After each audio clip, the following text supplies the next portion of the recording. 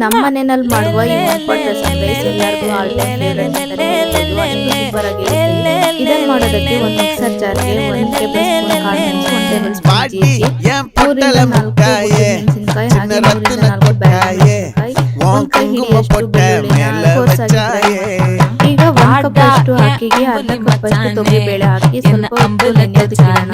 And don't forget to subscribe our YouTube channel and follow our Instagram page. ಈಗ ಒಂದು cooker ನಲ್ಲಿ 1 table spoon ಎಣ್ಣೆ ಬಿಸಿಯಾದ ನಂತರ ಸ್ವಲ್ಪ ಸಾಸಿವೆ ಸಿಡಿದ ನಂತರ ಕರಿಬೇವು 1 ಕೈ ಹಿಡಿಯಷ್ಟು ಹಾಕೋಣ. ಆಮೇಲೆ 2 ಟೊಮೆಟೊನ ಸಣ್ಣದಾಗಿ ಚಾಪ್ ಮಾಡಿ ಸೇರಿಸೋಣ. ಅದು ಸ್ವಲ್ಪ ಸಾಫ್ಟ್ ಆದ ನಂತರ ಮಸಾಲಾನ ಹಾಕಿ ಸ್ವಲ್ಪ ಚೆನ್ನಾಗಿ ಕಲಸಿದ ನಂತರ ಅಕ್ಕಿ ಹಾಕಿದ್ವಲ್ಲ ಅಕ್ಕಿ ಮತ್ತೆ ಬೇಳೆ ಅದನ್ನ ಸೇರಿಸಿ 1/3 ನೀರನ್ನ ಹಾಕಿ ಚೆನ್ನಾಗಿ ಒಂದು 5 ವಿಸಿಲ್ ಕೂಗಿಕೊಳ್ಳೋಣ. ಅದಾದ ನಂತರ ಚೆನ್ನಾಗಿ ಹುಣಸೆ ಹಣ್ಣಿನ ರಸವನ್ನು ಸೇರಿಸಿ 5 ನಿಮಿಷ ಕುದಿಸಿದ ನಂತರ ಫೈನಲ್ ಟಚ್ ಕೊತ್ತಂಬರಿ ಸೇರಿಸಿದ್ರೆ ಟೇಸ್ಟಿ ಅಂಡ್ ಈಸಿಯಾಗಿರುವ ರಸಂ ರೈಸ್